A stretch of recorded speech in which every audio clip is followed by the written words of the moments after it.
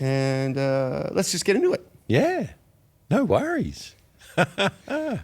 Welcome to the podcast. Today, my guest is Richard Muecke.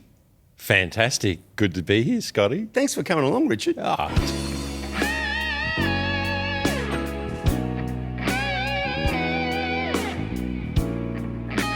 As I was saying to you, the podcast is about people who've made a career out of music, made their, a musical life. A musical life. And you've definitely done that. Oh, yes. You work at the convention centre here on the Gold Coast. Yes. What's your role there? Well, my role is, or my title is audio technical leader. Audio technical leader. Okay. Yeah, so I guess So that's... who comes up with these titles? Well, it's an interesting thing. I think when somebody leaves a position, they can't necessarily advertise the same position, so they make up these different names. So I guess audio technical leader is head of department, Head of the audio department. Yeah. Oh, okay. I guess. What's involved in your job from a day-to-day basis?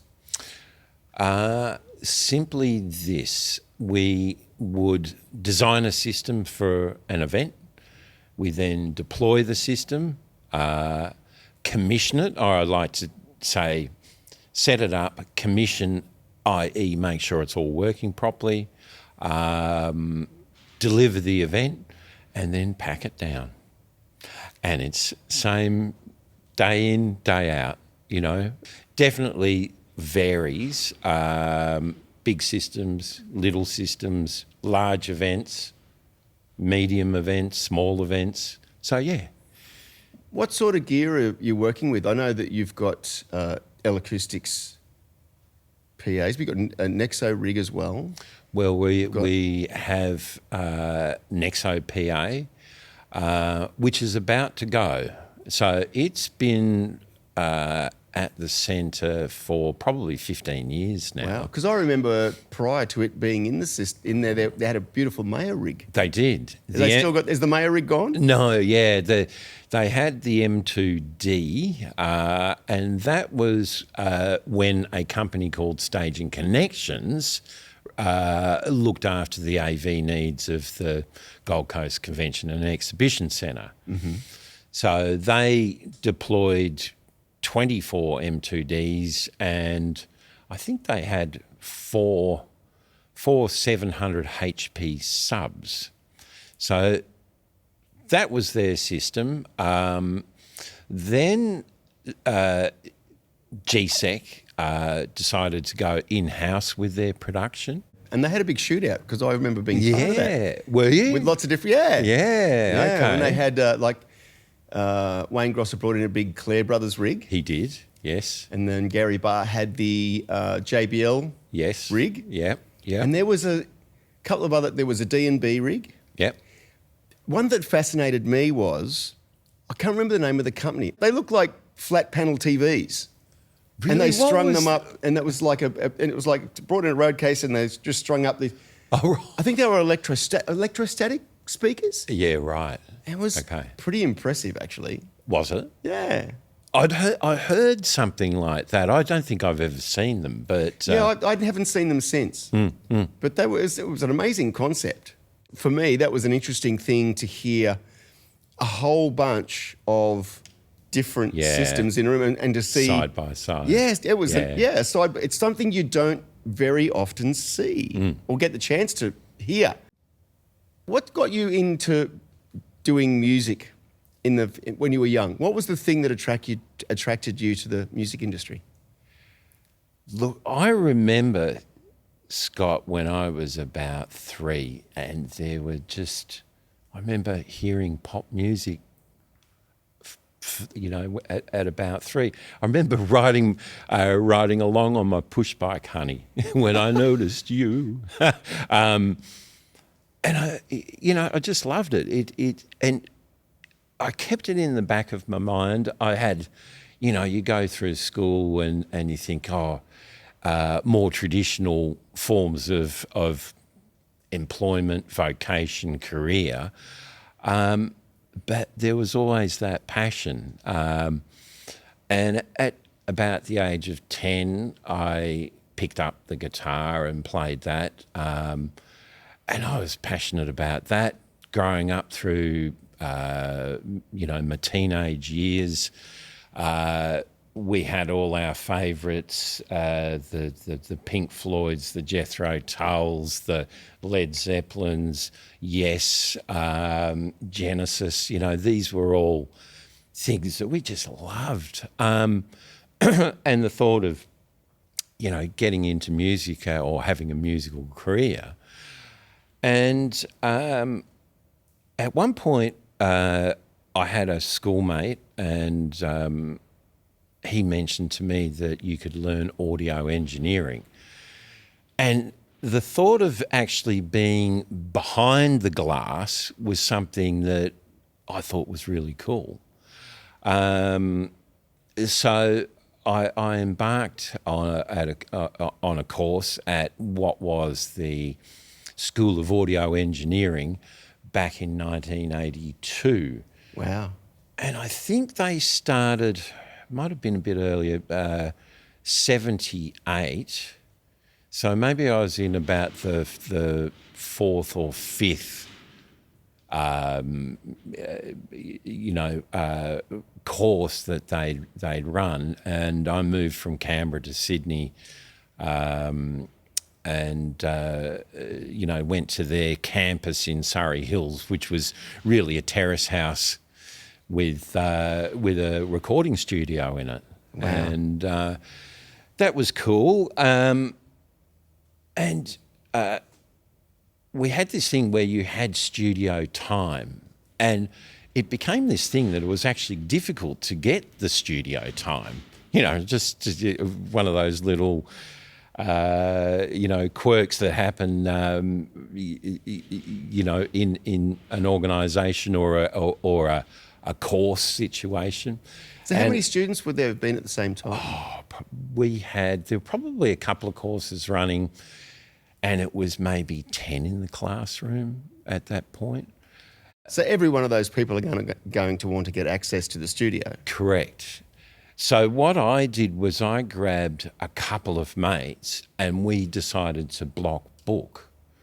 That probably came up gave us access to about 6 hours of studio time. Anyway, we'd done our first session. The other guys had gone home. I was packing up in the control room, and I look out into the studio and there's a guy named Matt Moffat. And I went, no way, that's Matt Moffat. From Matt Finish. From Matt Finish. And I went, wow. And I thought to myself, I wonder if I can hang around. And anyway, this guy walked in and I said, I'm a student here. Do you mind if I hang around? He said, oh, yeah, no worries, mate. And that happened to be a fella named Lobby Lloyd. Oh, wow. Yeah. Wow. Pretty crazy. Wow.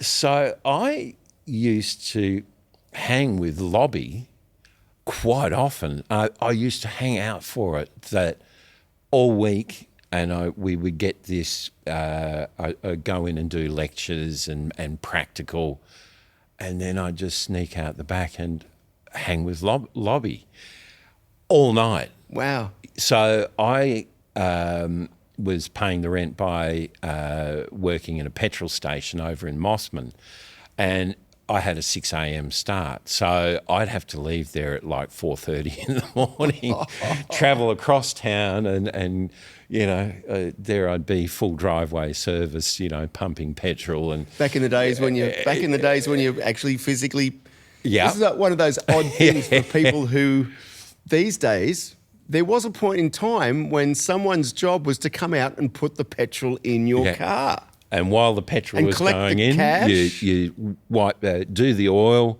wipe down the windscreen, and do all that. Yeah, so, petrol pump attendant. Yeah, part time. What sort of gear were you using in the studio around that time? Obviously, tape machines. 100% tape machines. That's really all we had. So that studio, the SAE studio in just off Elizabeth Street in Surrey Hills, had an AMEC console. Oh, nice. And an Ampex, and it was an ATR, forget the model number, but an Ampex tape machine. And it had automation, which was pretty groovy, but it was particularly back then. Yeah, it was a sync code, which was sort of almost like Morse code. So it took up one of the tracks on the tape machine? It actually took up 2 tracks. Oh, okay. So what you would do is you do one pass and you punch in your mutes and maybe your fader movements, and then you would have to, then it would read off that track, and then you'd have to record that plus additional movements on another track. Oh, wow. So it'd be bouncing between the two. Still quite crude, but, handy as well. Yeah. Because quite often what we do is have 2 or 3 people all mixing the one tune, someone would be doing mutes on those 12 faders or 10 faders. So that became a performance in and of itself. 100%. Yeah. But I was in there with Tom Misner, who was the owner of SAE. SAE. Yeah. And went on to make a fortune. Yeah. And had SAEs all around the world. All around the world. Paris, Germany, Yep. London. Yep. USA. And he sold it for some astronomical price.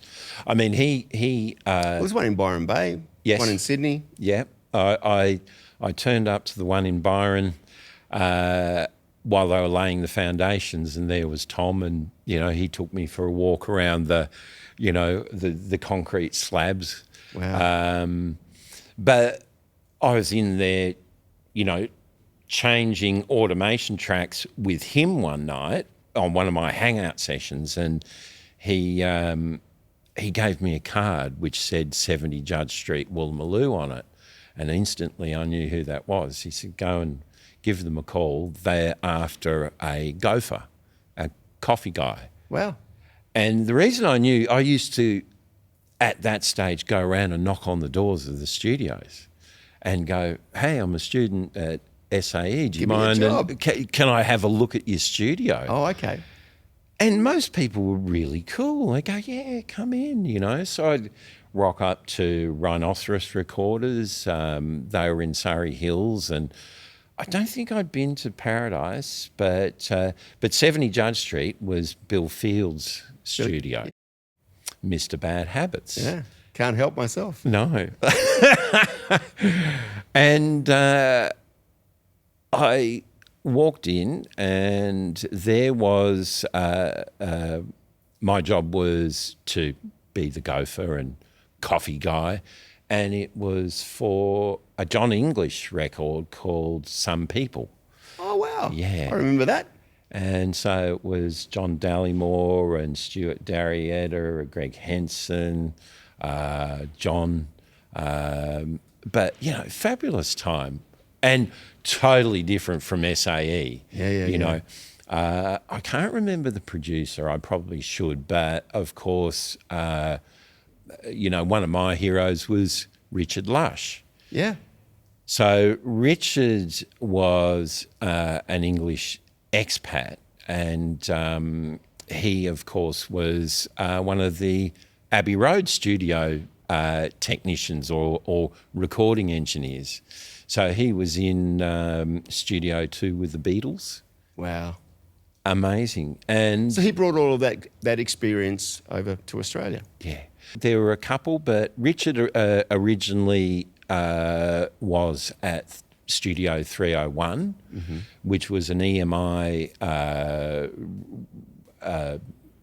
company, or it was the recording studio owned by EMI Records. And they'd brought Richard out, along with, I think Glenn Phimister was another one that had come out. Martin Benge was another one that had come out, that were all from that Abbey Road alumni, if you were. Mm-hmm. And Bill, I think, had headhunted Richard to come over to Paradise Recorders. And, so really I stayed there for the next 2.5 years. Would have been a great learning experience. Unbelievable, Scott. You know, it was like there was so much stuff happening. Were they working with a SSL console back in those days? Well, interesting that you say that. We had a Harrison MR2. Mm-hmm. We had a Studer A800 24-track multi-track recorder. We had MCI mastering machines, a 1/2 inch and a 1/4 inch. And Revox cassette decks. Going back a little bit, Paradise had been producing amazing records. Men at Work, Air Supply, Moving Pictures, Cold Chisel, Angels, Darkroom. You know, there was just you walk up the stairs and back when there was a lot of Australian bands on radio. Unbelievable. Well, we were busy 24 hours a day.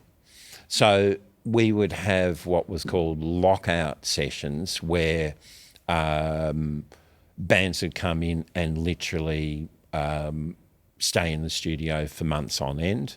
Again, things that come to mind, Split Ends, In Excess,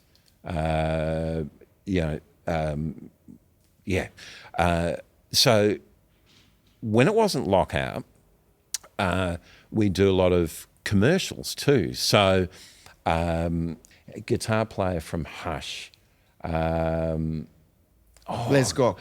Les Gock. So I did quite a bit with Rex Go. Yeah. We did Maggie McKinney Band, which I mixed front of house for 18 months or so. But QED, which was Jenny Morris. But Safo would come in and we would do Streets commercials, Colgate, you know, and it would be literally set the whole band up, play it down. Vocalists, backing vocalists would be Mark Williams, Wendy Matthews, just singing jingles. Yeah. So set the band up, sound check, play it down, and boom, out we go, you know. You do a 30-second, a 60-second, you know, and it was all very, you know, there was a good team there. Ashley Irwin, who's keyboard player, went to work for Bill Conti. Joe Tattersall's playing drums, Clive Harrison playing bass. Steve Francis, Big Bird playing guitar. Great players, you know. And I guess they would have been very quick and efficient. Absolutely. As well. Yeah. It was all about, because time is money. Time is money, and studio time, I guess, wasn't cheap. Well, back then it was quite expensive. Yeah. If you think about, I mean, in today's terms, it would have. I mean, I can remember 80s where it was like $1,500 a day for somewhere like Paradise. $1,500 a day, and that's without an engineer. That's correct. Just dry hire. Yes. And if in today's terms, that'd be something like, I don't know, $5,000, maybe $10,000 a day. Well, Rhinoceros, once they built their bigger studio, that was, by the time you'd hired extra gear and engineers and producers, and you know what, Scott, like a lot of the overseas producers, you know, Americans were on about $2,000 a day. US, yeah, you know, yeah. So you know that was amazing, but so it was an expensive thing to record. Like if you were a band 100%. And you blocked out the studio, that was an expensive thing. It's why you know bands went, oh, it cost us Yeah, 100,000, 200,000. Yes. 250, $1 million. Yeah, to record easily. an album. And really, it was something I was quite passionate about, that, you know, the record companies would sign people up, and all of a sudden, you know, guys in bands were owing $250,000. Yeah. And they couldn't get it back, you know, unless the record company decided, okay, we're actually going to push you, or whether you remained fiercely independent like a few of them did. Well, I can remember a time when there was a big debate about when you signed a recording deal for a band, whether you took a very large advance Yes. or a very small advance. Yeah. And one of the arguments for taking a very large advance was that if the record company had invested that much money in the band, they were invested. they'd have to make it work to get their money back. Yes. But at the same time, there's not a lot of money to be made if you've just spent it all. Yeah, and it destroyed a lot of people's careers, really. And I know Sharon O'Neill is one. I mean, she had the big hit with Maxine. Maxine was great. And that album, and then just disappeared. No.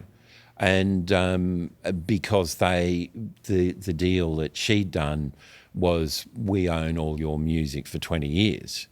And you couldn't really get out of it. And you know, it was such a shame, because she had such a bright future. Yeah. And yet, whatever happened meant that, you know, she didn't produce anything more, you know, for another 20 years. Yeah. So, yeah, that was quite common. So you're working in studios, but as you mentioned too, you're also out doing live sound. Yeah. And I think I was one of the few. I mean, look, once I got into Paradise, I always loved saying that. Got into Where Paradise. do you work? Oh, in Paradise, you know. but I'd worked literally, I had 5 days off in 7 months. Wow. And these were really true. If they're working like 24-hour sessions, so is it like you've got people working in shifts? Look, we were a small company. There was Richard, who was the head engineer, and then we had a number of assistant engineers and more junior engineers. So we would, and there were actually 2 studios. So we had the main one in Woolloomooloo, and then we had this other smaller studio just up on Oxford Street in Surrey Hills. So so there was really 3 or 4 of us, myself, Dave Caife, Dave Walsh, Dave Price, also a guy named Chris Pine. Chris has been very successful. He, I think, mixes front of house for Westlife at the moment, but he was Kylie Minogue's front of house guy for a long time.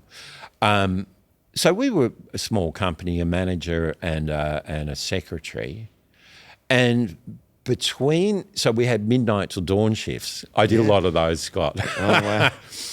But that was really cool to get your chops up. Yeah. And you know, so we were doing album work, we were doing jingle work, we were doing midnight till dawns, working between 2 studios. And set 5 nights off in 7 months. True kind of 100-hour weeks. Yeah. But I loved it. You know, I just loved it. Were you making okay money? No. No. You weren't there. I think you had to be passionate. And there was always that, well, you know, be grateful that you're here, because there's 50 other guys hanging out to have your job. And look, I was never worried about somebody taking my job. But there was one night and I just went, you know what, I'm actually tired, you know, 100-hour weeks and more, finish at 4:30, back the next day at 10. day in, day out. And I came in and resigned. And it was really a quick decision. And they were all shocked. They go, what? And it was just, I'm going to do freelance stuff.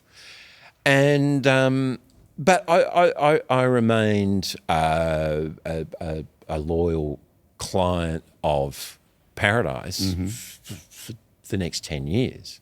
I was still doing projects in there. And when I was doing mixing, when they were finally jackhammering up the spa so that Bill could move in. Oh, wow. Yeah, so, I mean, this was it was a rock star place. We had a sauna, a solarium, a spa, and, all the typical things a recording studio should have. Absolutely. Pool table, pinball machines, so, yeah, it was a pretty cool time. What got you out into doing live sound? What was the motivation for that for you? Well, good question, Scotty. And how different was it for you to get used to doing sound from being in a studio to live? Because back then, live sound was very different from what it is now too. Oh, gosh. Yeah, totally different. Actually, your system 1400s there, I've done tours with those, but that's another story.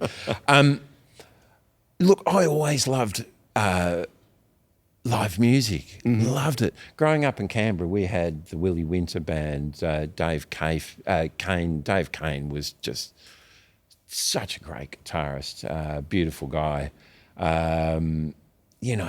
Steve Grieve and the Mourners changed habits. We were spoilt back then.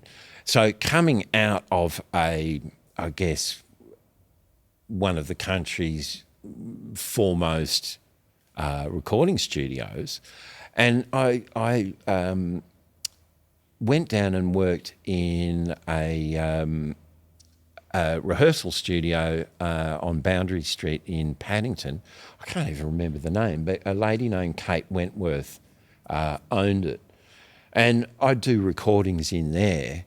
And I remember we were doing a recording with the All-Nighters, and I've got Rose Tattoo playing in the rehearsal studio next door, and it's leaking through, And yet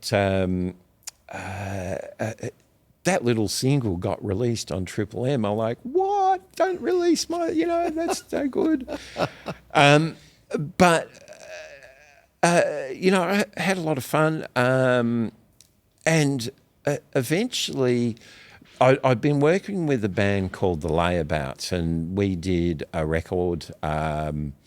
So that was, I guess it was a swing band. What year was this? 1983, 84. Okay. So a guy named Brian Wakefield pretty much owned the band. But fabulous band, Scott. Always had a horn section, just played great music. And he owned a PA. And so we'd spent some time. The record was actually released, and it was literally two versions of The Layabouts, with Brian and Gary, the guitar player, being the common denominator. And anyway, he owned a PA, and they sent me out, and I used to work with a guy named Roy Hawkins and a band called, and his backing band called the Coastliners.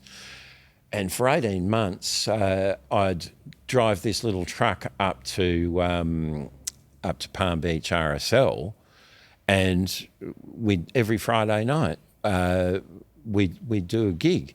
And it was unreal, because it was all that 50s girls in their bobby socks and long dresses being thrown in the air and twirled around. And so the 50s thing was alive and well in the 80s. It was unreal. I loved it. We had a great time, and I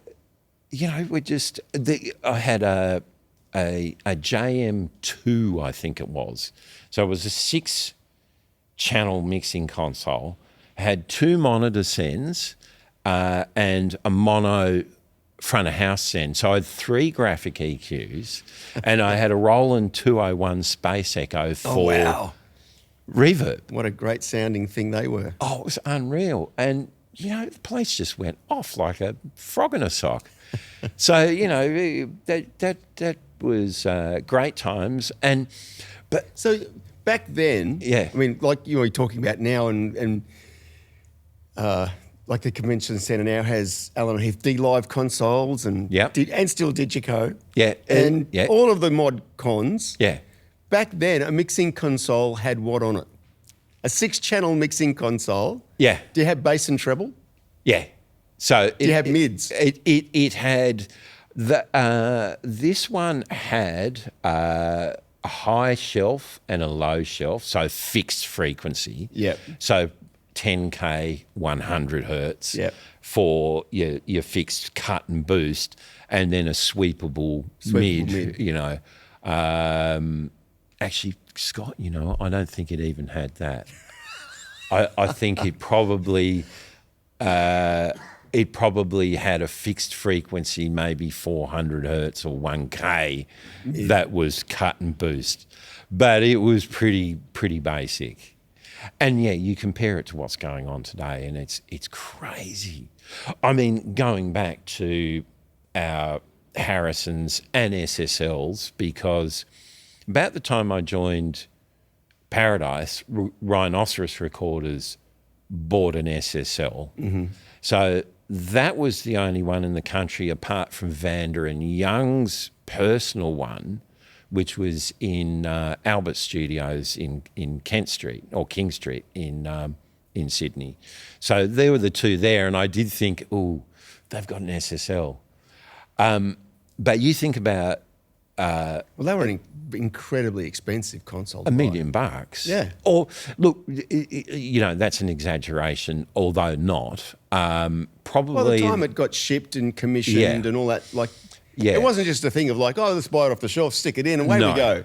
There was a whole team of people that would come in, and they would, because the console would be shipped in parts. Correct. And they'd have to assemble got photos. I've got photos of the one I installed later. Oh, wow. But, it came in 2 boxes, and you popped it together, and it was 250 kilos. No, 750 kilos. And so I had car jacks jacking it up and putting these legs on it. 750 kilos. Yeah. So that's not something you're going to carry in on your own? No. But how do you get a console that's 750 kilos into a room? I can't Forklifts? Remember. Generally. Take a wall down? You take a wall down and crane it into the side of a building. Absolutely. Oh, wow. Yeah. So that happened? Yeah. Now, for us, we were lucky. The one I installed at what was then the Australian Institute of Music, and it was Q Recording, was built on the skeleton of Rhinoceros Recorders. And that was, there's a whole story behind this, but it was a joint venture with INXS. And so they had that place built to house a 72 input mainframe G-series solid-state logic. So the one I built or put in on the shell was a 32 input mainframe. So, it was a little bit smaller. So I didn't have those sort of problems. But it came in 2 sections, and I was able to get 12 guys when we tipped it on its side to actually, and some sort of trolley to lift it on the trolley, and we could actually get it into the studio. Wow. But in terms of 2 of your questions, mate, sorry I right. Probably went off track. No, that's all right. But compared to, you get an SSL, and that one is still in existence, and it's still running and making records. But and you keep them because of the sound, and it's a bit like Neves. Yeah. But you look at Pro Tools, and what you get inside the box, a computer, is the amount of firepower and tools available to you within a computer is a lot more than an SSL, but it's not. But even to go further back, Scotty, I loved listening to music, but, there were certain albums that I just loved. Robin Trower live, Johnny Winter live, Santana, Moonflower, just these records where you heard the crowd and the feel.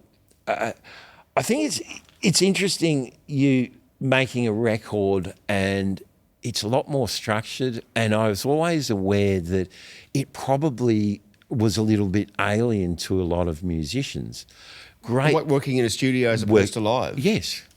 Like a great place to write tunes, but as you said, really expensive. So it's all well and good if you're top of the pops. Yeah. But, for struggling bands trying to make a name for themselves, you can't go in for 2 months and write tunes and fiddle and play and experiment. So people were very lucky. But then you hear a good band on a vinyl record. There was something about it. And you go, they are just, they're surfing, they're skiing down that mountain, they're and there's a crowd that's just going with them. And I loved that. But, back in the day, and, mixing a concert was great fun. You just see a crowd of people just going nuts. And you're like, this is where it's at, That energy level. Oh, fantastic.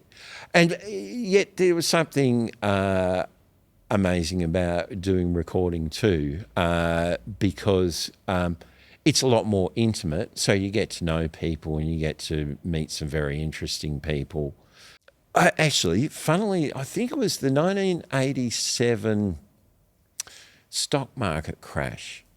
And a lot of things, it shook up recording for a little while. Not long. Okay. And I also had a friend from Canberra going, "Oh, Rich, come down. You'll really love it. Come back home." Anyway, I went back for about 9 months, and I looked after. I had a triple four-way from Higher Sound in Canberra, which was John Hovell at John's Music in Canberra, which was an institution out in Fishwick, and. I jumped in, we had a 4-ton Isuzu, we called affectionately known as Susie, and we did that whole southern New South Wales circuit for Roy Shepherd, down to, Tumut, Cooma, out to Orange, Griffith, Leeton, And so, back in those days, you were lugging boxes? Oh, hell yeah. What do they call it? The black box removal engineer. 100%. How many guys would you have lugging boxes? Me and my lighting offsiders would do it ourselves. Just the two? Yeah. And we'd It's an amazing. I think back to Yeah. that time, and those boxes were big and heavy. They're big and heavy. And heavy. Yeah. And it's just two guys. Yeah. With a 4-ton truck. Yeah. And we had a rack of 4 Jans 920s, 2 racks, and they were about because they were heavy. They were heavy and amp. Yeah. Before the days of digital amps. 32 kilos each. So both of us would be, you're ready for it. It would be like 120 kilos. And up the stairs we go, boom, boom, boom, boom, boom, you know. Because a lot of venues back then, none of them had elevators. Oh. If you went to do like New South Wales RSLs, and they still to this day, a lot of them don't have, they've all stairs. Oh. They don't have elevators. Yeah. You'd pull up to do a gig, or especially as a support band for, you know, I did a lot of supports for larger touring acts, and it'd be a full semi-trailer and you'd just be like, and there's the stairs, and there's a full semi with Maya Sound MSL3s or something, which were so awkward and so heavy. And up the stairs we go, you know. But we lived to tell the tale. Kept you fit. Absolutely. And how's your back? Fine. I've actually never done my back. I lie. Someone twisted me while I was at the Arts Centre, and I'd been tipping trucks for 30 plus years, and I wasn't very impressed.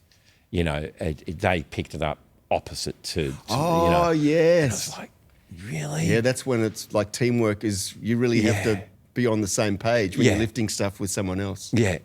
We would challenge ourselves. How quickly could we get out of the back of the truck onto the stage and at least get light and sound happening? Did you ever get to load into the playroom?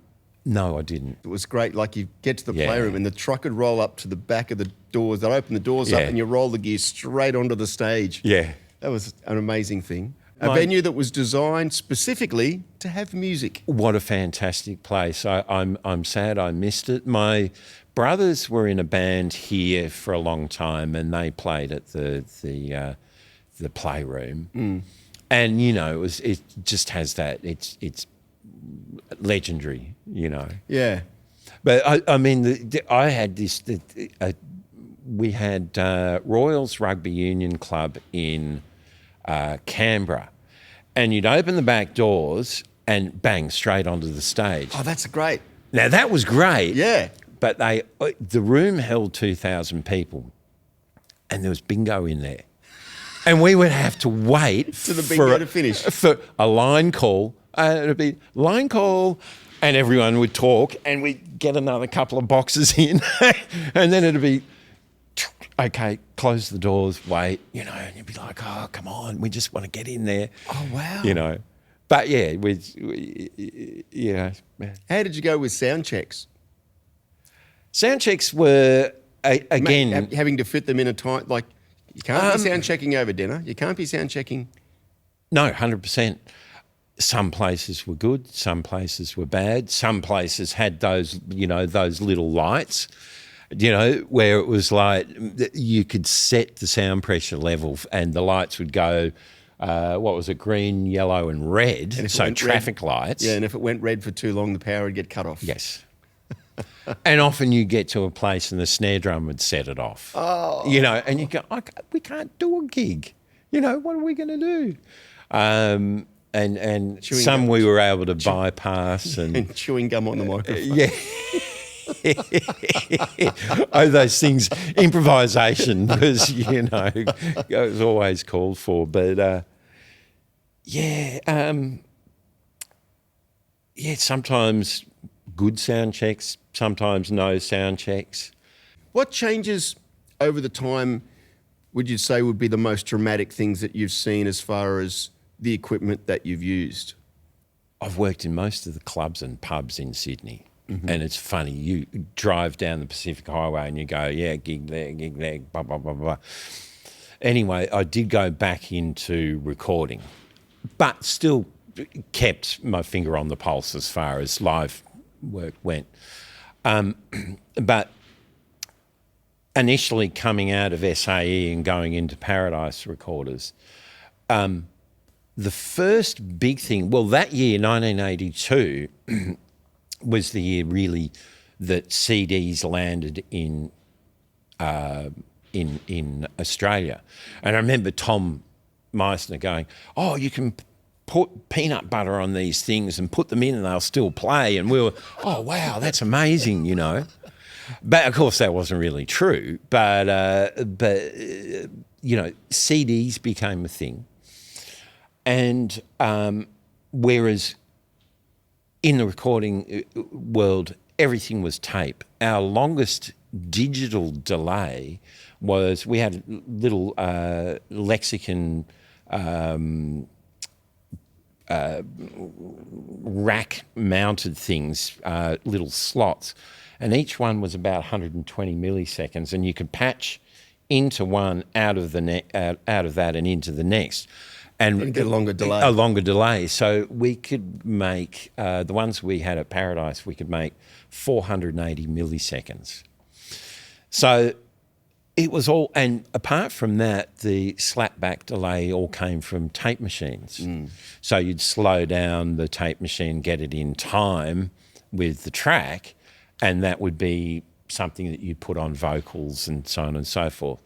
We also had an EMT plate reverb, which was beautiful, you know, and actually, funnily enough, talking about those lexicon delays, we'd use that as a pre-delay to the plate. Yeah.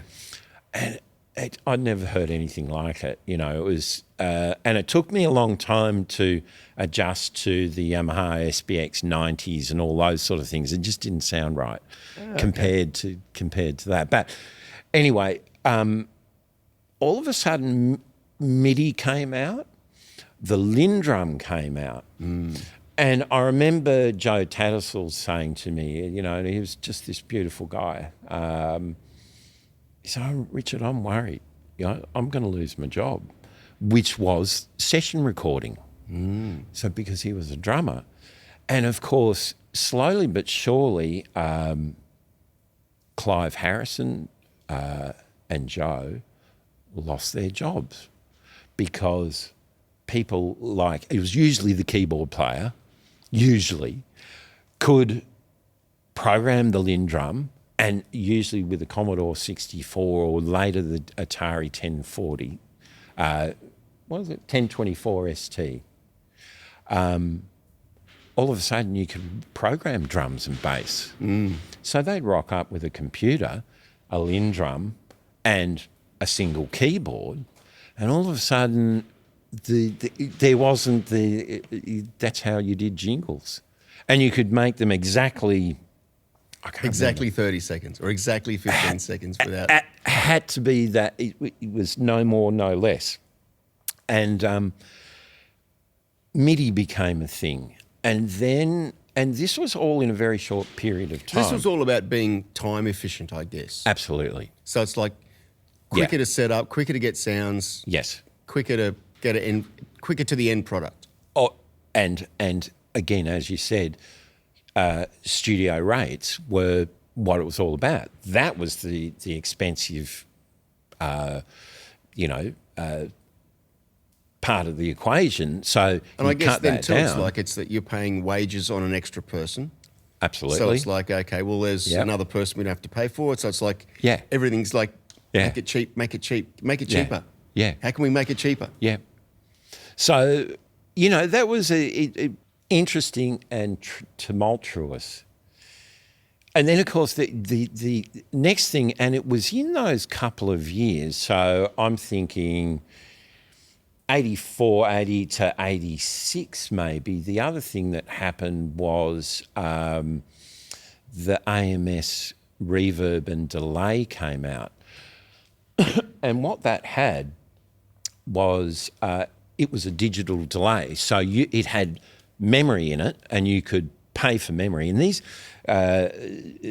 things, it was 10 grand for a delay unit.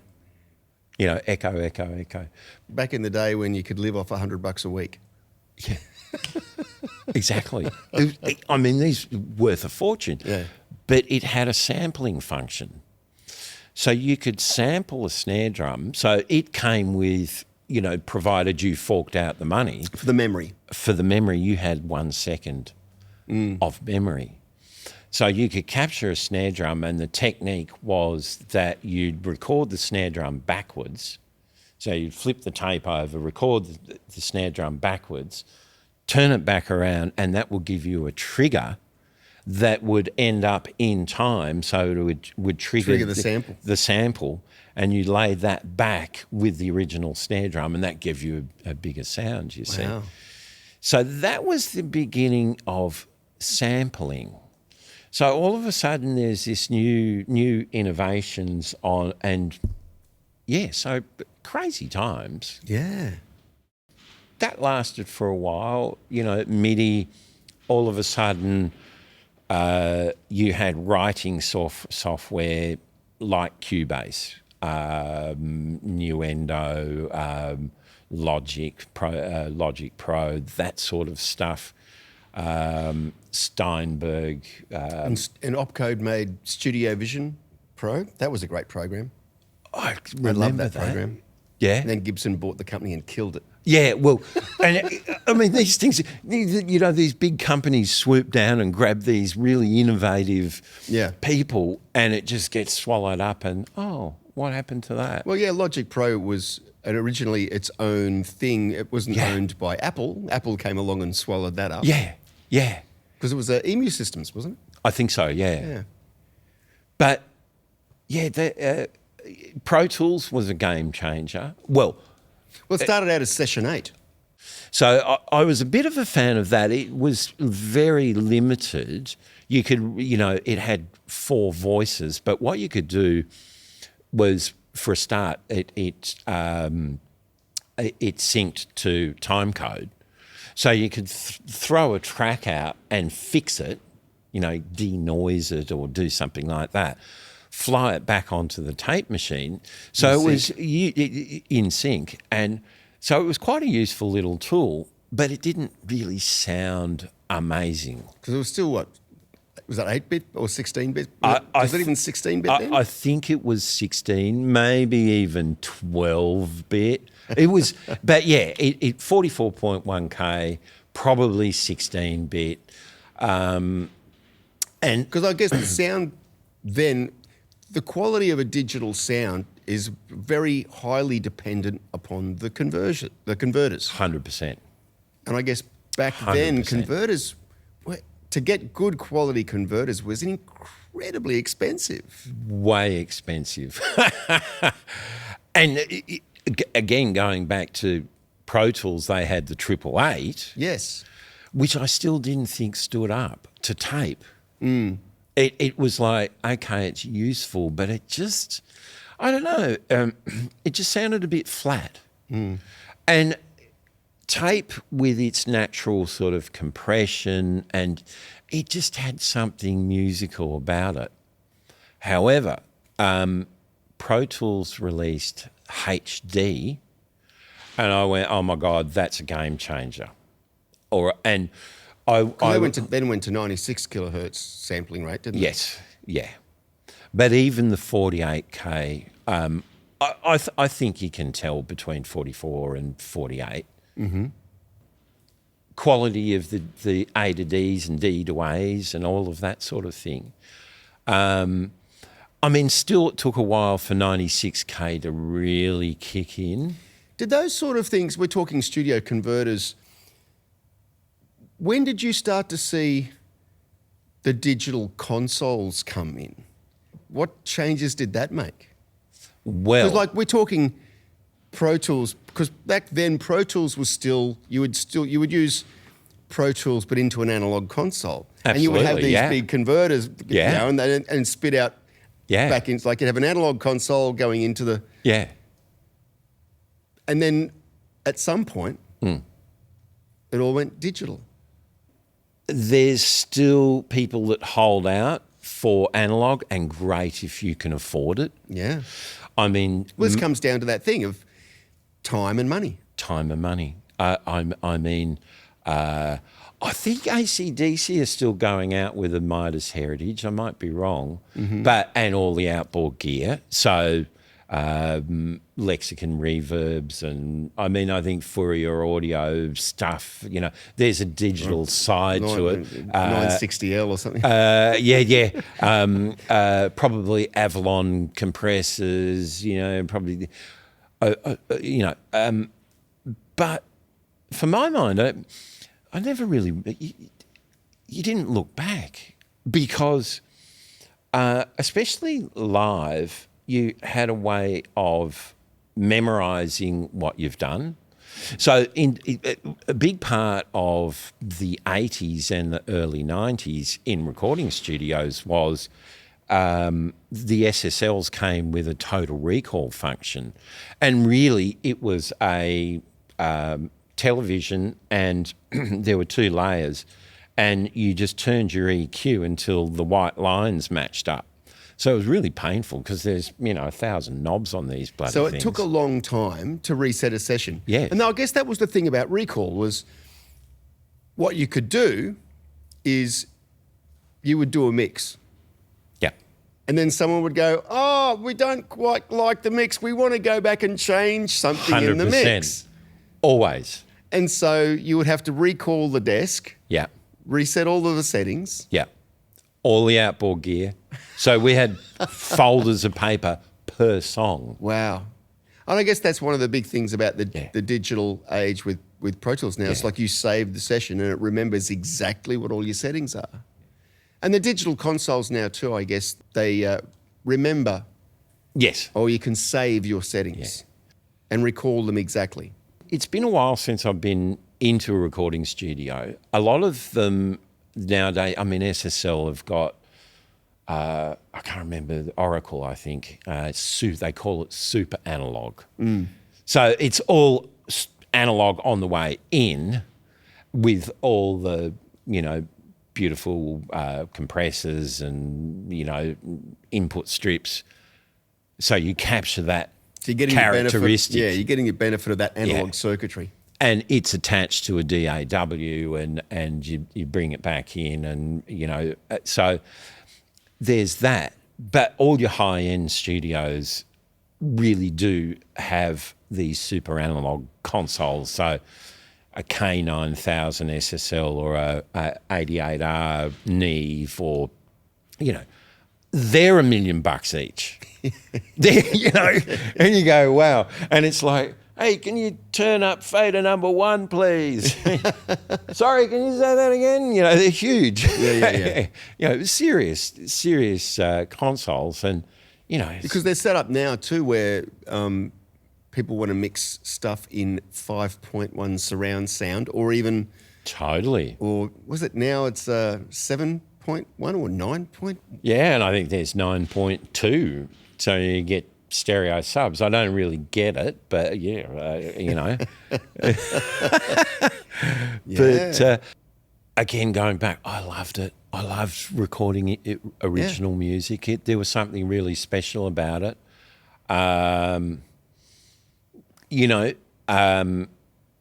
Again, you have your good days and your bad days. Some bands, they have incredible energy and you loved it. Some songs were good. Some songs were, but you think, oh, Rich, it's going to be a hit.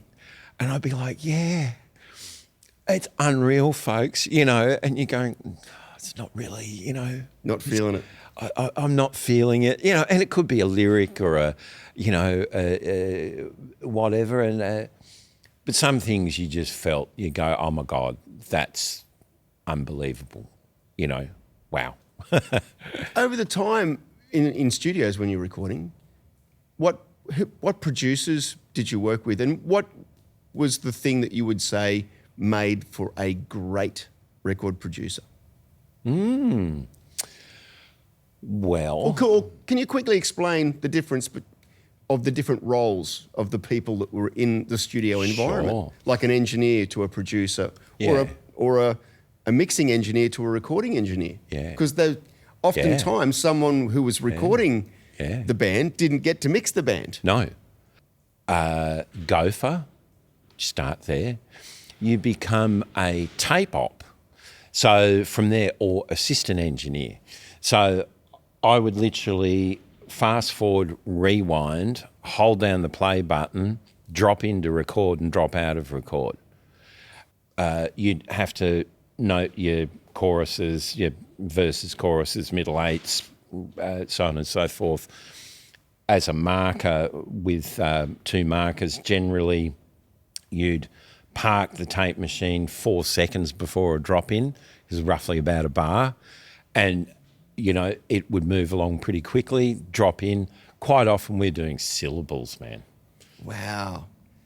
And you're like, really? And dropping in full drum kits is hectic, you know, or especially dropping in and out.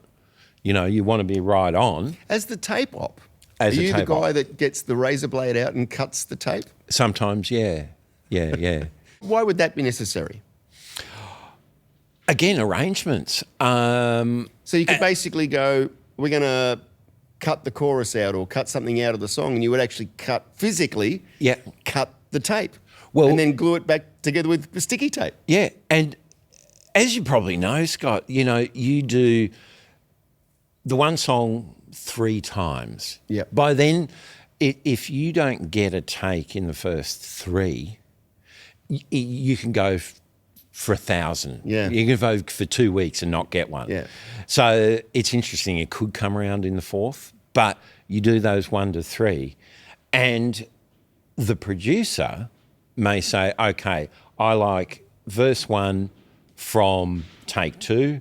I want verse 2 from take 1. So all of a sudden you're cutting up tape. Oh, okay. So which is usually the engineer, or quite often the producers will do it. Oh, okay. But yeah, I used to do it. It was a skill that went with the territory. But is it something that things could go horribly, horribly wrong? yeah. Oops, I've cut the... Yeah. But look, I can think of, there's a guy named Al Thorne, haven't seen him for years, but he was doing, I won't say who it was, but rewinding the tape. It was like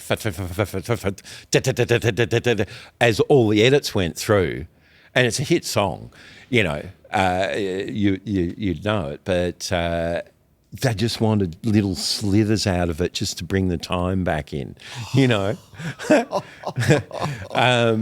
But I think it's about the song. Mm. So you get a really good song. Now, what a good song is, who knows? But then if you get somebody who can arrange and really get that space happening between instruments, whatever, then I guess it's the playing and then the feel of, you know, just running it down. There's an energy there, whether it's a ballad or a punk skate song or whatever it is. So the producer can make it's those arrangement calls. And so it's basically like, okay, so we've got a band and everybody's playing the way, and he goes, how about you not play in that particular point? Exactly. How about we change that sound there so that all of the parts sound like they're working together? And I'd often go, I'm not sure about that. That part is unreal. You go, get rid of it. You go, really? Okay. But in the end, you go, you know what? Yeah. What a great call. Yeah. And I think... it's about seeing the big picture.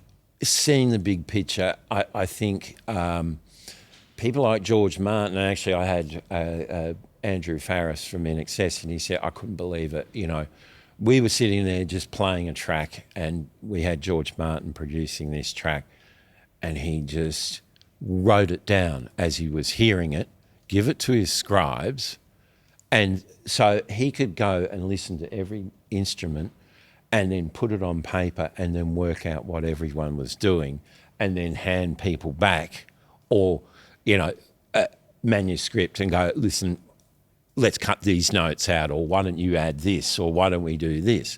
So that to me was a producer. And I can say it now, that back in the day there were people going, why don't you call yourself a producer? I said, no, I'm not.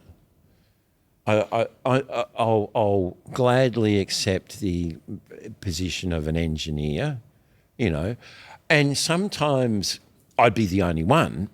So you would suss out who was the musical director of the band, you know, and you'd work closely with him or her.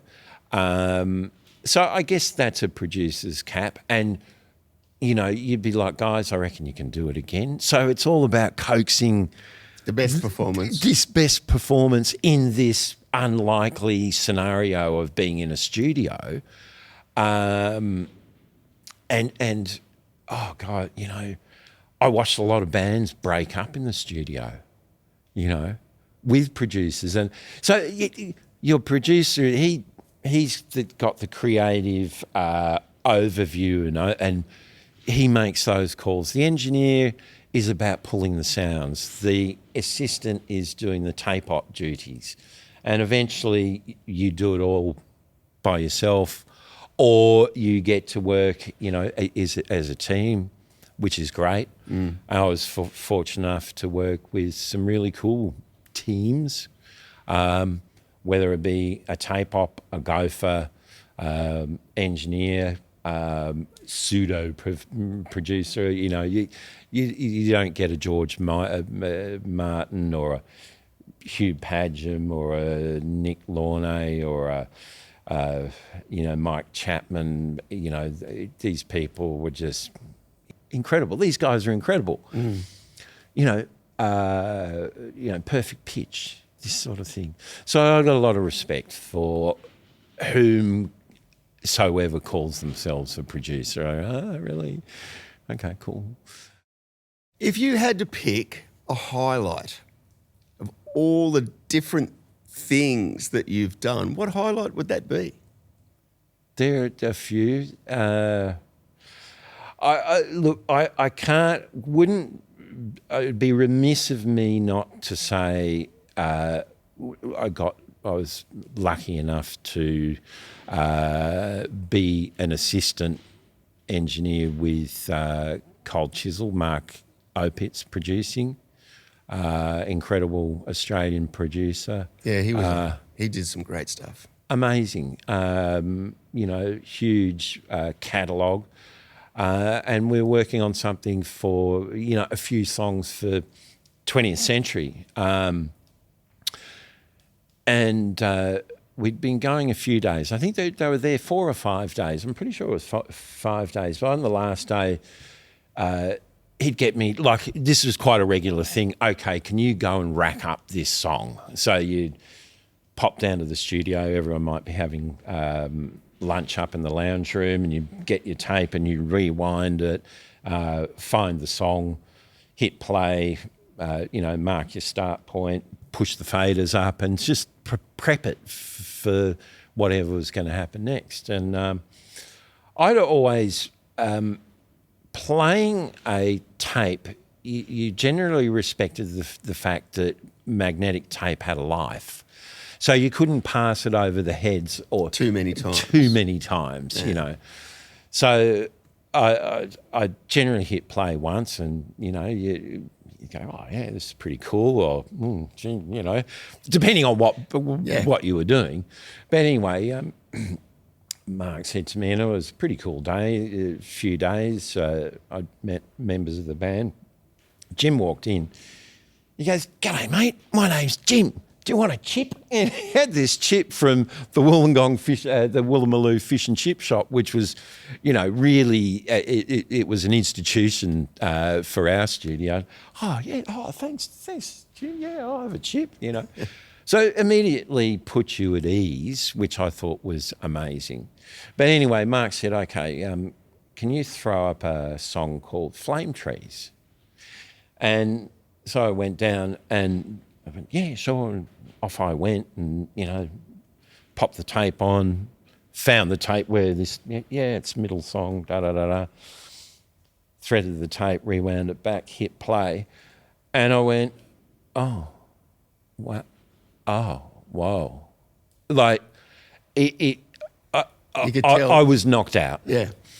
So I hit it again. I rewound it and I played it again and I turned it up, and they must have heard me upstairs because I just cranked this thing, and it was like, my God, this is, I've never heard anything like this. This is, you know, it's just changed everything. So they all came down. We put backing vocals on it.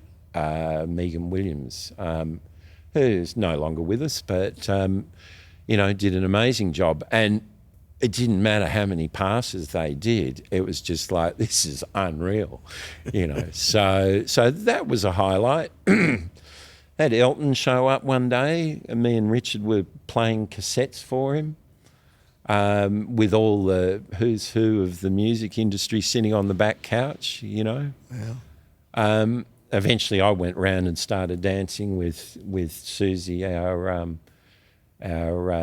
studio manager, because everyone was sitting on the couch watching Elton dancing in the middle of the room, you know. So I thought, oh, if he can dance, I'll dance to his music. That's good. Got a bit of respect, you know. It's sitting there all in all. But, yeah, no, there's been a lot, Scotty. You know, it's like anything. Was there ever anyone that you were starstruck by? You know what? I was going to work and I saw Boris Becker walk down the street. The tennis player. And I'm going, it's Boris Becker. Wow. But look, generally not, Scotty. I found musicians really cool, generally, approachable, nice human beings, mostly. I'm sure I was, and I'm just trying to think who, where I'm sitting here going, I can't believe I'm in this room with you.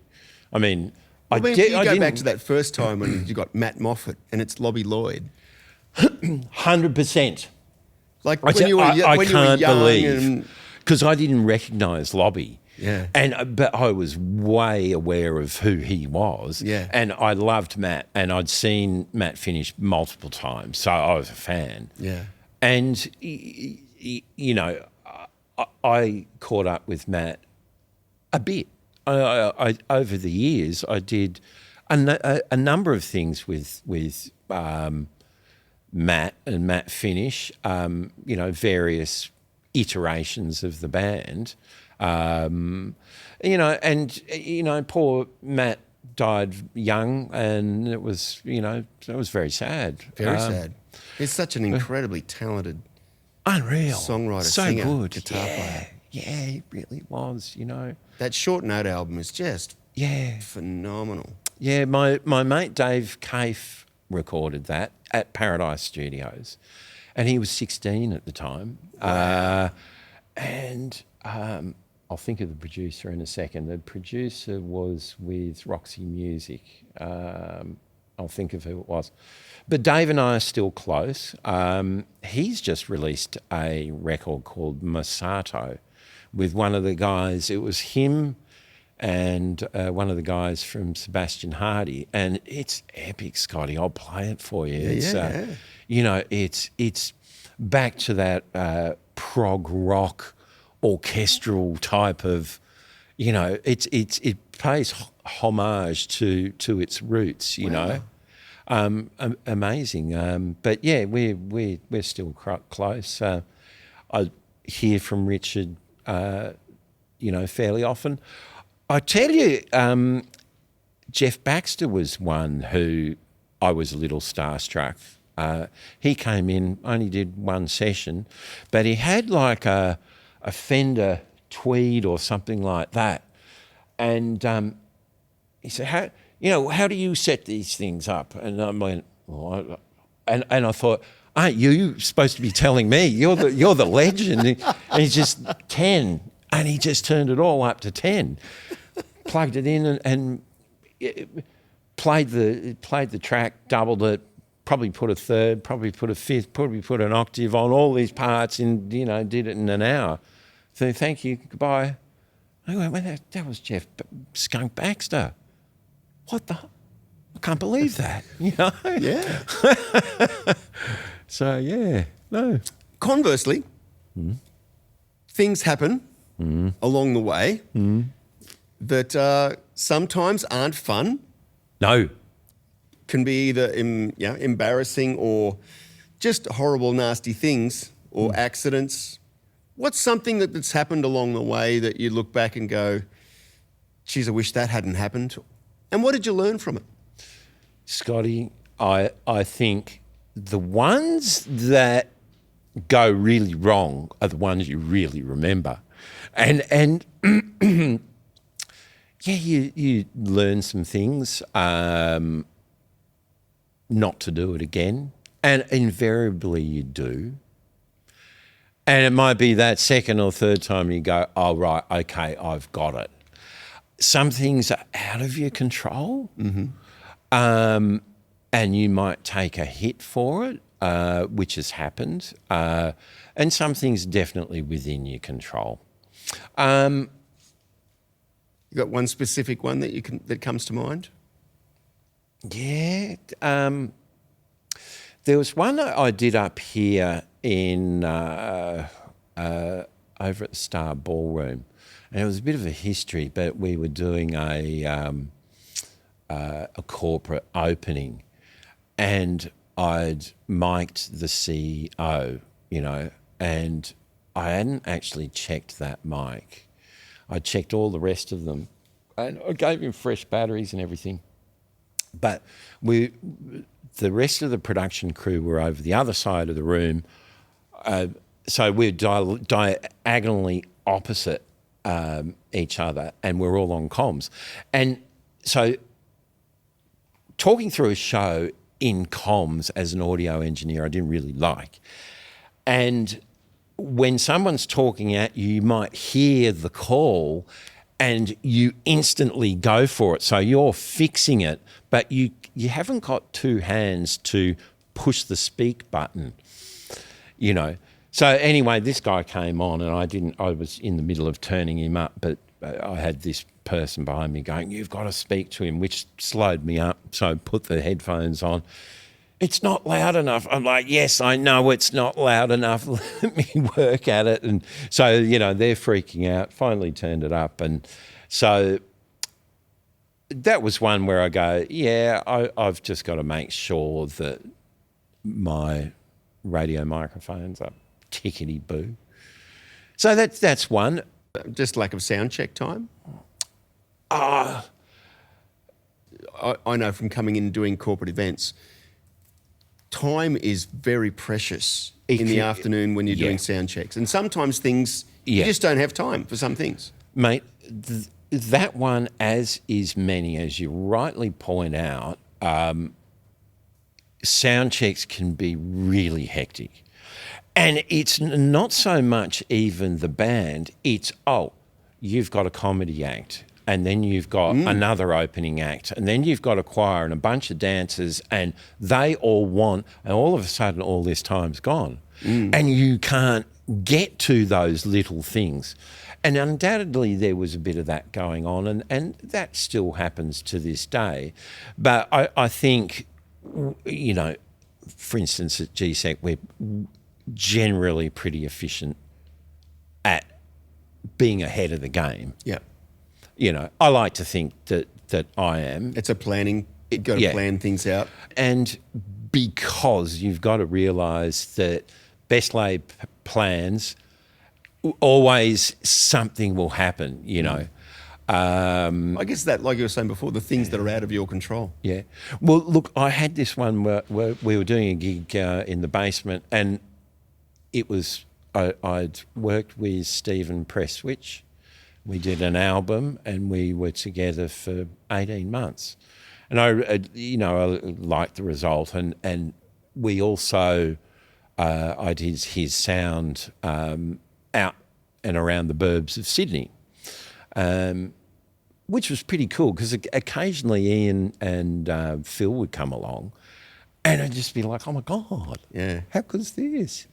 But we were doing the album launch at the basement, and we checked everything, and Steve got on his drum kit and went, check 1, 2, and wiggled the mic. And unbeknownst to all of us, I'm not having a go, these things happen, but he'd pulled the wire out of the mic. Not the XLR, the actual, it was a dodgy mic lead, which happens, right? Not so much, but it does happen. And all of a sudden his mic was gone. And people thought it was me. But I had another dear mate who was looking after sound there, David Richards, who's a Brisbane boy, used to play guitar for Doug Parkinson and so on and so forth. Beautiful human being. He ran and changed the mic out and boom, off we went. Yeah. But that didn't stop it, going, wild. And you're like, all right, Steve, did that guy that wrote about it, I didn't do that. That wasn't me, And you go, yeah, it is what it is. You took one for the team. Took one for the team. And that happens quite often. I was saying album credits, I had people ring up going, do you know who helped us? Who was the assistant? And I go, oh, yeah, I'll look through it. Oh, it's this person. And the album come out and I have somebody else going, Richard. You forgot about me. It wasn't him, it was me. But I had the same thing happen too. Yeah. And it's just like, look, it goes with the territory. Some of the records are reviewed well, great even. Some not so well. Live, it can be the room, it can be this. You're not having a great day, you don't get a good sound check. Sometimes the monitors. Back in the day when we're the four-way days, how'd you go? And I go, oh, geez, not that great. Monitor sound was unreal rich. And you go, really? And then I go around 2 days later and go, that was unreal, folks. And they're like, oh, geez, monitor didn't sound that great. And it'd be room, it'd be stage. It'd just be like these things. I can't believe your monitors sounded bad. It was rocking out here. Everyone's going nuts, So it's funny, isn't it? Yeah. I think we're more aware of it these days, and systems are 100% more there's sophisticated. So much. Yeah, and you've got so much more control. Yeah. But it's still one of those things. Sometimes it's hard to get over a terrible room. Doesn't matter how much control and how wonderful a system is, a terrible room can just it can make life terrible. It can, can't it? It can. You're like, oh, what am I going to do with this? It's like you walk into a room and it's like glass walls and tiled floor and the ceiling's low and it's going, oh no. Yeah. Okay. You haven't even turned a no. You like just anything know. In. You just know this is going to be hard work. Yeah. It's like, damn. Or you walk First in thing and you go, damn. And it's like, bang, bang, bang. It's like, it's like, oh yeah. You're doing Brisbane City Hall. And you've got like a 12-second reverb in the room. I know, right? Yeah. Oh, dear. You would see, and in your role now, a lot of younger people coming through wanting to be involved in mixing bands and involved in looking after audio equipment. What would be the one thing you would, if you could go back and tell your young self or a young person starting out now, what would be one piece of advice that you would give? Well, it's interesting because, I mean, I've seen hundreds of people come through. And it's funny, you get a vibe. Sometimes I'm wrong, but there's some people that have it. They've got something that others don't. And that is an awareness of signal flow and how to track things down, Scott. So, okay, something's not working. Problem-solving skills. Problem-solving skills at a very basic, and it comes down to really common sense, letting go of your ego as such. That's a tough one. Just be humble. It can be a tough one. Maybe I'm speaking about me. Oh, no, you're gorgeous, mate. I love you. I can't wait when I hear that you guys are coming in. I go, oh, great, we're going to have a good night. It can be that people, they start pushing faders around and it's like, oh, I'm mixing Pink Floyd. Well, no, we're not. we're different stakes here, Well, I guess one of the things working at GSEC, a lot of the time, a lot of the people that you've got coming in there would be mixing lecterns for a speech. Well, absolutely. And conferences which go for hours on end. Yeah. And their job is to sit and pay attention to something that 100%. most people would be falling asleep to. Well, interesting. I'll go back to your question. In that there are different techniques for different. So it's all same, but different. So if I'm in a recording studio, if I'm mixing a band, if I'm mixing a lectern, if I'm mixing musical theatre, if I'm mixing a dance school, that all have subtle differences, which is interesting. So, yes, it's microphone in to a mixing console, out of the mixing console to an amplifier to a speaker. And people are listening. And that doesn't change, but there are nuances that you use for the lectern or a band that just help you along the way. Mm-hmm. And I find if you're using techniques that you use for a band in mixing a lectern, it doesn't really work. There's a couple of subtle little changes that you can make that will make the lectern really work.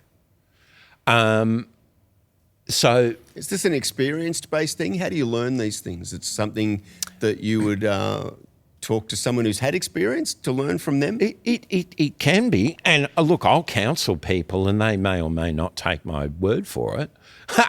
But where do people go these days to learn that sort of stuff? Well, interestingly, there are schools. I went to SAE. There's another one. They're up in Brisbane. There's JMC.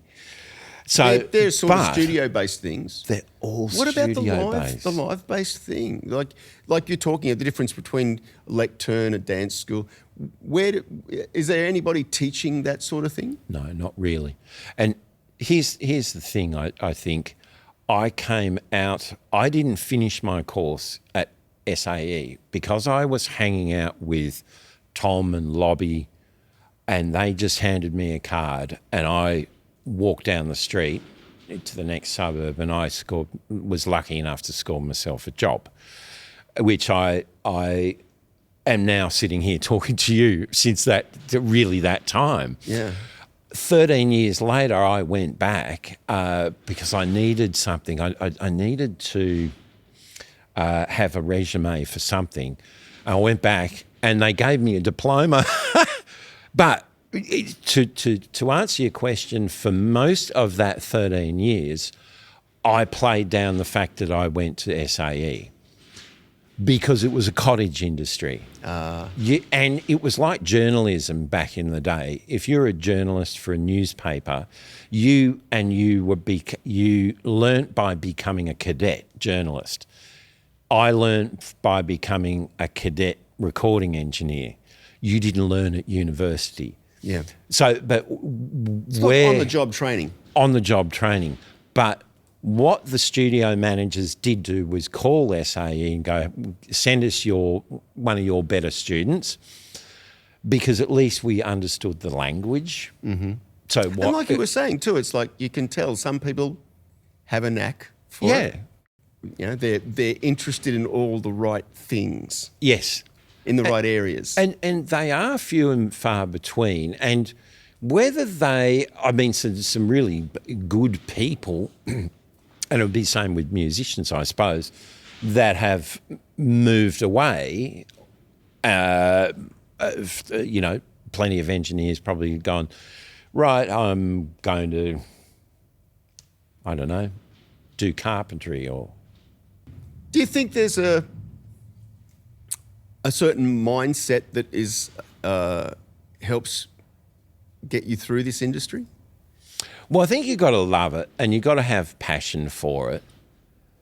And, at the end of the day, you just want to... for me, it's a service industry. Mm-hmm. So whether I was recording or looking after somebody at the lectern, it's about making those people feel comfortable in that environment. In an environment where sometimes they could be quite uncomfortable. Very. Mm. And especially in front of the lectern, some of these people are so nervous. Because they don't get to do it very often. No. Mm. So it's that they can hear themselves in the room, they can see their presentations. All of a sudden, if they lose themselves in their presentation, like playing an instrument, all of a sudden you're riding the wave. That is so much better, and that makes you feel good. Yeah. So I actually... people at conferences getting their message across, and some of them are, quite important, really, especially for the delegates. It might be, there's some fascinating ones. There's some, I'm not sure what society, but spinal and neural research, where it's literally engineering of how do we put titanium into the spine where it will, and you go, this is next level, it's sort of rocket science to me. But these guys are all sharing their information, and they deserve to be heard, and deserve to feel comfortable. So when when it all comes down to it, it's great. Mm. If there was one piece of technology that you couldn't live without in your job, what would that piece of technology be?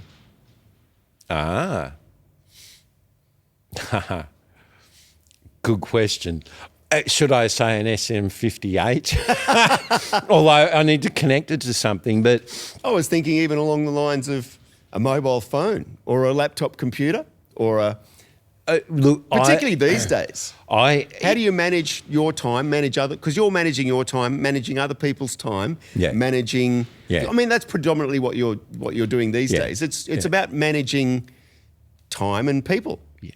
It blows me away, and I do think of it often, of what's in a mobile phone. That, it's just this amazing piece of technology. Mm. And I do, where would we be without our phones?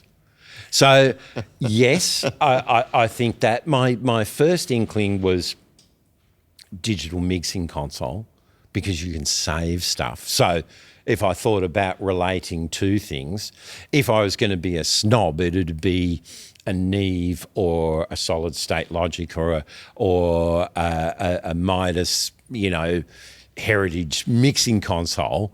But, for the day-to-day stuff, that doesn't really work, really. They're just the dream thing to work with? Yeah. If you're mixing for, How do you explain to someone that's in their early 20s who's never worked on an analog console in their life, and all they've seen is the digital world we live in? Yeah. How do you explain to someone the joy and wonder of a large analog console? Well, let me say, I always tell them to go back to basics, which is you have to learn your analog signal flow. Mm-hmm. And that's how you troubleshoot. If you can't knock out certain parts of the chain, then, it doesn't matter how you learn to use the latest plugins, it doesn't really matter. You've got to be able to get that microphone from A to B through the system. Now, the interesting thing too, Scotty, of course, is it's all IT based now. Yeah. And you're like, okay, it's a digital signal path. Nothing's working. Oh, right. Have we got the right IP address? Is it the right subnet? Is that what's going on here? Is the firmware the same piece of firmware between that device and that? Firmware. With Dante, yeah. I remember going through all that drama for a while. It's crazy, isn't it? You go, oh, Oh, really? that D-Live console doesn't match the rack. Yeah. The So firmware won't talk to each other. It's got to be on top of that. And then you let it lapse because everything's going swimmingly well. And then someone walks in and latest firmware and, you know, it's crazy. But yeah. The ripple effect. Change one thing and everything else has got to change with it. But the funny thing about IT is it's still, you start at the source and you have to work through to your destination. And there are certain things that you can rule out initially, you know, quite often, more often than not, it's a cable that's not plugged in, whether it be a network or a microphone or a speaker cable. It's like, oh, whoops, you know, air gap. But if it's not that, you can generally rule out that you're dodgy cables, but it's working, Well, even going, happens, yeah. I mean, work through bit by bit. That's where it is. Yeah. Button, mute button. Is there anyone that you didn't get a chance to work with, or anyone that you would love to work with that you haven't worked with ever before? Like from a studio point of view or a live point of view, what would be a bucket list thing to do?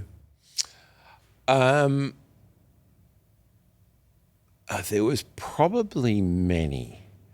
And, you know, whether I could have potentially gone overseas and worked potentially, you know, in real world studios, Peter Gabriel's place, Yeah. or Britannia Row on the live engineering side, which is Pink Floyd's, well, originally Pink Floyd's, they may still have, you know, that possibly would have been really cool. Circumstances didn't allow me to do that. I'm very comfy with where I am and what. It was funny. There was a couple of things. I was still working away. I mean, this 20 years, over 20 years working in studios. And a gorgeous girlfriend of mine said, oh, what are you doing on Easter? And I went, what do you mean? I said, what are you doing on Easter? Well, you know, do you want to go somewhere? Let's head someplace. I'm working. But it dawned on me that there was more to life than just existing inside four walls. Yeah. So it was a real, it was a moment. And I sort of started surfing and just started doing extra things. Still loved it. Yep. But, 20 years, but bridging 25, I'd had a son. So all these things. So I don't have any regrets. I potentially had a chance to do some demos for Midnight Oil, which I would have loved. Yep. But I couldn't walk into a studio again at that point. I'd had enough. I'd hit the wall for various reasons, and we did. It's a really cool thing. We made a plan to bring a big console in and set up a studio with a record label, and It took months and months and months, and we presented it, and it didn't happen, and that's okay. But I just had to give myself a bit of space at that time, and that didn't happen. And that particular recording went on. I think it was just released. So, not just released. They recorded some demos and went, "That sounds great. Yeah, let's do it," and just released it as a record, which I think the Oils would do from time to time, just play stuff down and, smash down 2 or 3 versions and go, right, that's it. Yeah. Similar to Cold Chisel, I was lucky enough to be involved with them. Ian, Phil and Steve would come in the beginning of the day, 10 o'clock, and they would jam. And they'd start up, and Scotty, you'd love it. You know, it was like, listen to this. Yeah. They're just playing. They're just grooving and just playing anything that came into their heads. And it was like, whoa, mind blown. Yeah. And then Jim and Don would come in, and they'd get down to work, and they were very, efficient. So, I have no real, not efficient. They just knew what they were doing. They're just a band of brothers sort of thing, and you go, well, I'm really blessed to be here, watching this go down. I'm a fly on the wall, but anyway. So no real regrets. I do have some what-if moments. I might go and see a band and get that little tingle of, how good would it be to be mixing this?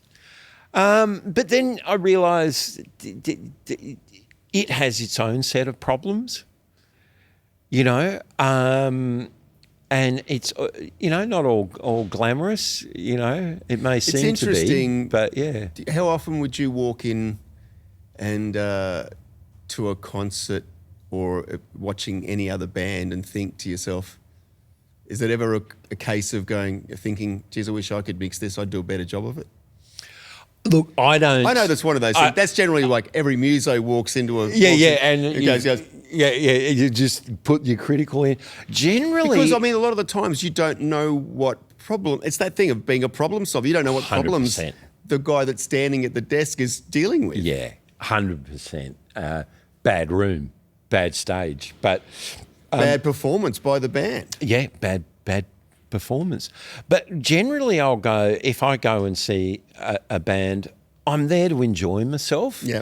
And I realise there can be sound issues. So I won't necessarily go for the jugular as far as the mixer is concerned. Yeah. It could be me there. I went and saw Elton on his farewell tour. Sounded amazing. Yeah. I was like, wow, how good are these guys? If there was a live sound, a concert that you've seen that you would say was the best sound you've ever heard, which one would that be? Oh, good question. Possibly Elton. I probably quietly, judge. I don't think you can help it, but you just, stop that unless it's glaringly obvious. For want of being, respectful of, I've heard some big mixes that are just like, you go, what's going on? What's the problem here? Aussies, do you often get a chance to go and see other much live entertainment these days? Live bands play? Not as much as I used to. It's usually, it's a mission. Like I'll usually, unless it's local, I went and saw Queen, saw the Guns N' Roses. Who else do we see? Paul McCartney. Oh. How was that? Oh, unbelievable. What a guy. And I think they had problems with sound on that day, Pab, but I don't know what it was. But, so therefore I'm looking through what I'm hearing, could be me off to the side. Is it something that, because you're aware of what it's like to be in a different place in the room, that you'll try and buy tickets in a certain position? Well, is the best position to sit right in front of where the sound guy is? You'd think so. And certainly for McCartney, I wish I'd bought more expensive tickets, actually. But, because it was incredible, just the band, what they were doing, this legacy of unbelievable songs, you just go, oh my God, listen to that. They just were at their human observation and what they could put into a 3-minute song or a 2.5-minute song and just tell a whole story. Yeah. And you go, oh my God, unbelievable. But but yeah, so that particular concert, I went, I wish I was down there a little bit. I'm sure it would be really cool, but it was loud. Okay. It ended up being loud. Did you see it? No. I wish that I had. Yeah, I wish that I had. I don't go and see enough live concerts. To be honest, Scotty, neither do I. I really need to Yeah, make some time and go and I should too.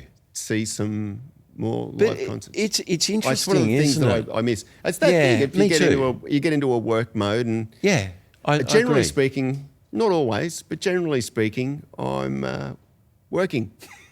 Me too. There was a time, and it began where I'd just have to say, look, I'm sorry, I'm working. So life changed going into recording because, I'd catch up with people. Oh, yeah, we had a great time. Oh, great invite. Oh, you were working. And you're like, oh. But similarly, working, sometimes it's nice just to distance yourself a little bit, and this is where that comment of what are you doing on Easter and doing a little bit of surfing just to get away from things and learn that there's a lot to life that, it's multifaceted, and I loved it. And I love going to concerts, but, but I don't see as many as I should. I went and saw George Thorogood and the Destroyers, and I was really pleasantly surprised. I didn't expect George to be quite the character that he was. Okay. But, I was like, yeah. Joe Bonamassa, a mate of mine, was playing with Joe, and boo, phenomenal. Yeah. But you know what, Scott? I've seen him twice. First time was at the Tivoli, and it was funny because there was just rumblings in the crowd. No one had quite, I hear he's good, this would be interesting. And It's a great room, the Tivoli too. And mate, I love that room. It was just wow. It was like, he paid Jeff Beck, Eric Clapton, Jimmy Page, all of the greats, Eddie Van Halen, all of them, Muddy Waters, every song, but he made them his own, and you go, wow. But I got some tickets and went and saw him at QPAC in the concert hall, and it was so loud, so loud. And I'm, I've been accused of mixing a bit loud myself, and I don't like that. That I'm wary of it. But this was because I couldn't hear the backing vocals. I couldn't hear the horn section. I couldn't, it all just became. He has a bit of a reputation for being quite loud on stage with his amps. Do you think that was part of the problem? 100%, even though he had some screens. Yeah. But, look, I was mixing Phil Manuel back in the day. I used to do a little bit of it.